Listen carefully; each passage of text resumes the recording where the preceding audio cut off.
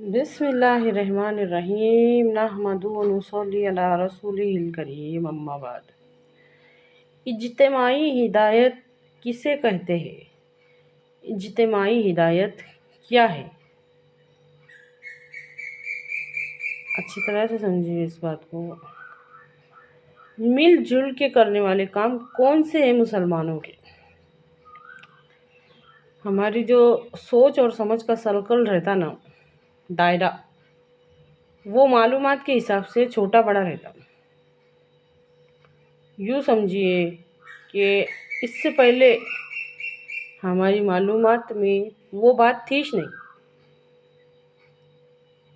غور کیجیے اس بات میں، ہماری جو سوچ اور سمجھ کا دائرہ ہوتا ہے نا، وہ معلومات کے حساب سے چھوٹا اور بڑا ہوتا ہے۔ جتنی زیادہ معلومات رہیں گی اتنا زیادہ وہ دائرہ بڑا رہے گا۔ اجتماعی ہدایت کیا ہے اور اجتماعی ہدایت کیوں ضروری ہے؟ اچھی طرح سے غور کیجیے ان باتوں میں۔ ایسا ضروری نہیں ہے کہ ہر مسلمان کی صورت ایک ہو، سب کی آنکھیں ایک ہی جیسی ہو، سب کے کان ایک ہی جیسے ہو، سب کے ہاتھ ایک جیسے ہو۔ اچھی طرح سے غور کیجیے، ایک کیا ہے اور ایک جیسا کیا ہے؟ ہمارا اور تمہارا کلمہ ایک ہے۔ غور طلب مسئلہ ہے، سوچ کے دیکھو۔ جیسی نماز پڑھنے کا حکم تم کو ہے ویسی ہی نماز پڑھنے کا حکم ہم کو ہے۔ جیسا روزہ رکھنے کا حکم تم کو ہے ویسا ہی روزہ رکھنے کا حکم ہم کو ہے۔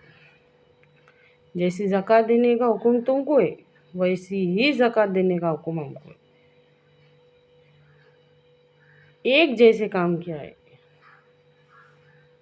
سوچ کے دیکھو، جیسی معاشرت تم کو ہے ویسی ہی معاشرت ہم کو ہے۔ جیسے معاملات تم کو طے کرنے ویسے ہی معاملات ہم کو طے کرنے۔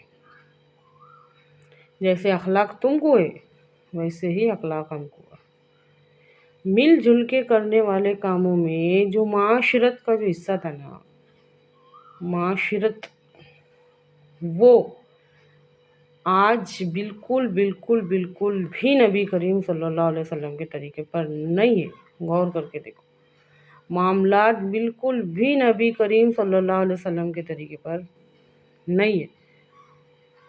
دنیا کی خرابی کی بہت بڑی وجہ میں سے ایک بہت بڑی وجہ یہ بھی ہے۔ اگر انسان یوں کہے کہ میرے پاس پیسہ ہے تو میں تو میری منمانی سے جیسے چاہے میری بیٹی کی شادی کروں، میں تو 5 کروڑ لگا دوں، جس کے پاس ہے وہ بولے گا۔ ایسا نہیں ہے۔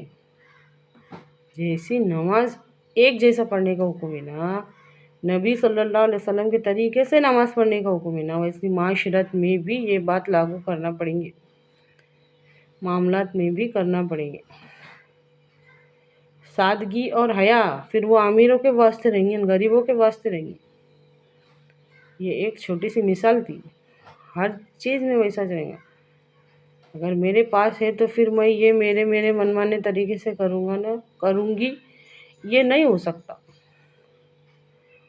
یہ ایسا نہیں ہے۔ ہم کو معاشرات میں، معاملات میں ایک ہونے کی بہت زیادہ ضرورت ہے۔ فرقہ پرستی ہوا دم توڑیں گے آگے۔ جب ہم ان باتوں میں ایک ہوں گے، ہم میں سے ہر کوئی یہ سمجھتا ہے کہ نہیں میں ظالم نہیں ہے، نہیں میں ظالم نہیں ہے، میں تھوڑی کچھ کس کو کرتی، میں کیا کرتی، لیکن ہم سب ظالم ہیں۔ ہم نے ایک ظالم معاشرہ تیار کیا ہے۔ معاشرہ کسے کہتے ہیں؟ ایک خاندان، 2 خاندان، 3 خاندان، 4 خاندان، ایسے کئی خاندان مل کر بنتا ہے ایک معاشرہ، جس کو سماج کہتے ہیں۔